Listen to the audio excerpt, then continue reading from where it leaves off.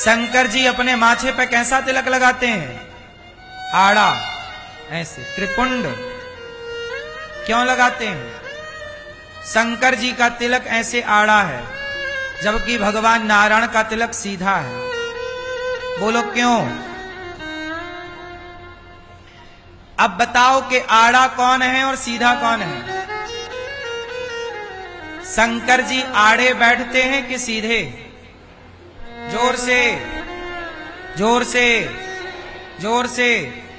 शंकर जी कैलाश में सीधे बैठते हैं और क्षीर सागर पे भगवान नारायण आड़े बैठते हैं, लेटे। तो जो शंकर जी तिलक लगाते हैं माथे पर, वो तिलक क्या है? लेटे हुए नारायण की ही छवि अपने माथे पे लगाते हैं। ये नारायण। और भगवान नारायण के माथे पर जो तिलक है, वो शंकर जी बैठे हैं सीधे, तो मानो शंकर जी को ही अपने माथे पे नारायण धारण करते हैं। हरि हरि और न भेदा।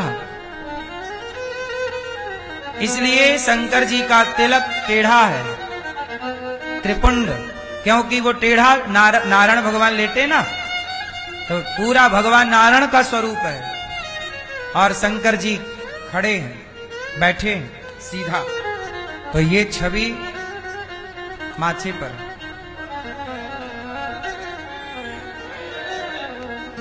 पर कुछ लोग हैं जो भेद मानते हैं। अच्छा, भेद क्यों मानते हैं? क्योंकि गधे हैं, और इन गधों को अब कैसे समझाओ? इसलिए तनिक भी भेद मानना पाप है। को बड़ छोट कहत अपराध। जो छोटा बड़ा माने वो अपराध। इसलिए सच्चा सनातनी वही है, सच्चा हिंदू वही है कि जो राम कृष्ण नारायण शिव जी दुर्गा और सूर्य और गणेश जी में अपनी आस्था रखे, सबके प्रति आस्था हो सब में। क्योंकि हमारे यहां कोई भी शुभ काम होगा तो पहली उपासना गणेश जी की होगी। अब आप कहो जी मैं गणेश जी को नहीं मानता, तो तुम गधे हो। गणेश जी को क्यों नहीं मानोगे? कोई भी पुराण उठा लो, कोई भी स्मृति उठा लो, अधिकांश स्मृतियों में गणेश जी की वंदना पहले है। सूरदास जी कृष्ण के भक्त हैं। बोलो, सूरदास जी किसके भक्त हैं? लेकिन सूरदास जी भक्त कृष्ण के हैं, पर पहली वंदना किसकी करते हैं? सूरदास जी की ही आरती है ये। जय गणेश जय गणेश जय गणेश देवा, माता जगी पार्वती पिता महा। ये किसने लिखा? सूरदास जी। एक दंत दयावंत, ये किसने लिखा? सूरदास जी। अब सूरदास जी जबकि कृष्ण के भक्त हैं, पर स्तुति किसकी कर रहे हैं? गाइए गणपति जगवंदन शंकर सुवन, तो गाइए। तो गणेश जी। अब तुलसीदास जी किसके भक्त हैं? राम के। बोलो, तुलसीदास जी किसके भक्त हैं? पर तुलसीदास जी राम के भक्त हैं, पर वंदना गणेश जी की कर रहे हैं कि नहीं? आप अपने को सनातनी कहते हो, पर आप गणेश जी को नहीं मानते, आप शंकर जी को नहीं मानते, भगवान नारायण को नहीं मानते, दुर्गा को नहीं मानते। यदि आप सूर्य भगवान को जल नहीं चढ़ाते, बिहार में तो सूर्य भगवान की सबसे बड़ी उपासना होती है। छठ पर्व क्या है? छठ पर्व क्या है? सूर्य भगवान की ही उपासना है छठ पर्व। धरती का सबसे बड़ा और सबसे कठिन व्रत कोई है तो छठ पर्व सबसे बड़ा है। वो कठिन है, जहां सूर्य की, जहां उगते और डूबते सूर्य की आराधना होती है छठ में, छठ पर्व में। बोलो हाँ, 3 दिन से चालू हो जाती है ना, उगते और डूबते सूर्य को प्रणाम। 4 बार उपासना होती है। मध्य सूर्य की भी उपासना होती है, बीच में 12 बजे सूर्य भगवान की। इसलिए हमारे यहां त्रिकाल संध्या होती है 3 बार।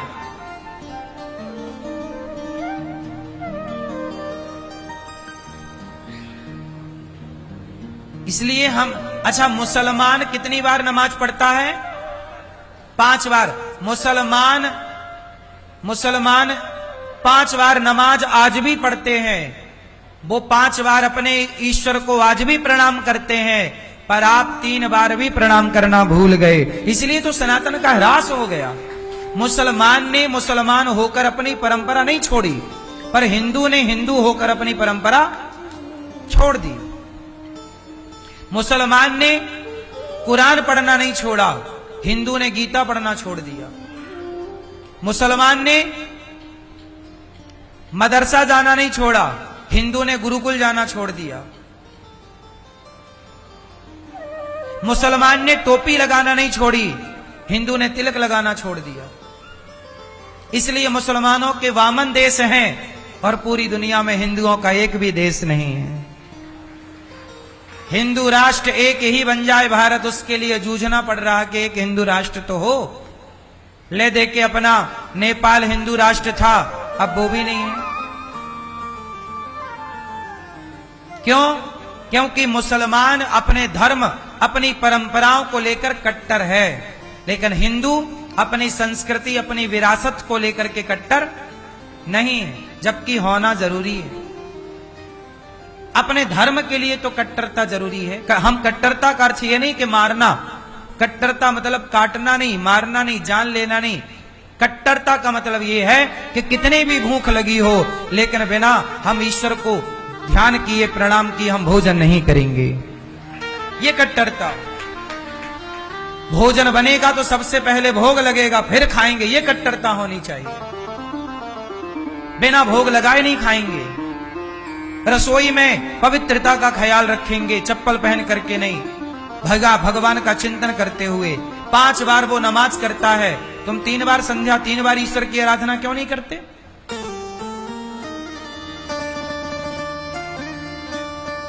हमारी अपनी संस्कृति, पहले के जमाने में शाम को आरती होती थी।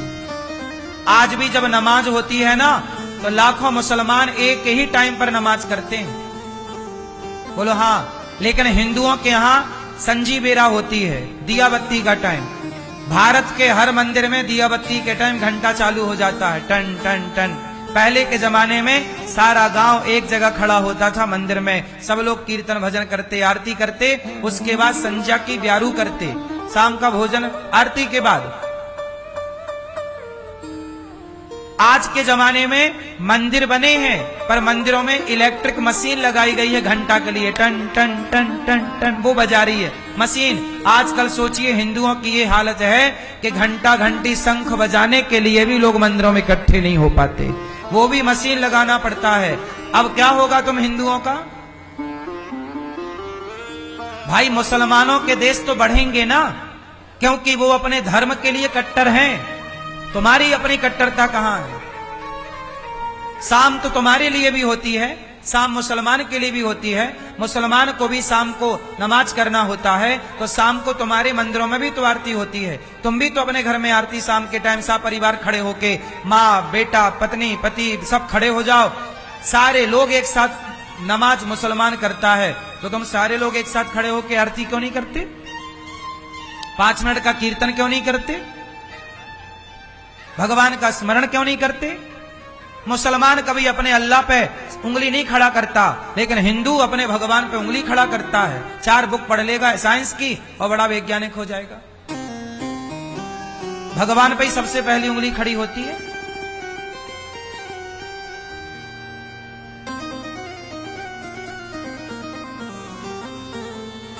इसलिए सनातनियों को भी कट्टर होना चाहिए अपनी आस्था को लेकर। अपनी कट्टरता ये है कि आप अपने बच्चों को गीता पढ़ाइए, ये कट्टरता है। मुसलमान आज भी अपने बच्चों को पढ़ाता कि नहीं कुरान? बोलो हाँ। कुरान की कुछ आयतें उनको याद होती हैं, बच्चों को भी। तुम्हारे बच्चों को गीता याद है? मातृ देवो भव पितृ देवो भव का पाठ याद है? कैसे तुम्हारा कल्याण होगा भाई? ईसाई लोग आज भी हर संडे चर्च जाते हैं, पर तुम्हारा कोई दिन फिक्स नहीं है कि कब तुम जाओगे मंदिर। जाओगे भी कि नहीं जाओगे? संडे तुम्हारी आती है तो तुम पार्क में घूमने जाते हो। तुम्हारी कट्टरता धर्म के लिए नहीं है, इसलिए तुम्हारी गर्दनें उतार दी जाती हैं, इसलिए तुम कश्मीर से खदेड़ दिए जाते हो, इसलिए पाकिस्तान से भगा दिए जाते हो और बांग्लादेश में कत्लेआम होता है हिंदुओं के साथ। क्यों? क्योंकि हिंदू अपने धर्म को लेकर कट्टर नहीं है, बटा हुआ है, भगवानों को लेकर बटा है, जातियों को लेकर बटा है, भाषाओं के नाम पे बटा है। कितना तो रायता फैला लिया है आप लोगों ने, इसे समेटने में 50 साल लगेंगे। बोलो हां कि ना?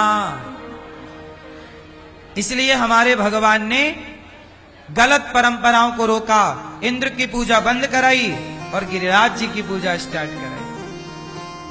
किसकी पूजा? गिरिराज जी कौन है? साक्षात श्री कृष्ण ही गिरिराज जी बनकर के प्रकट हुए। इसलिए गिरिराज जी की पूजा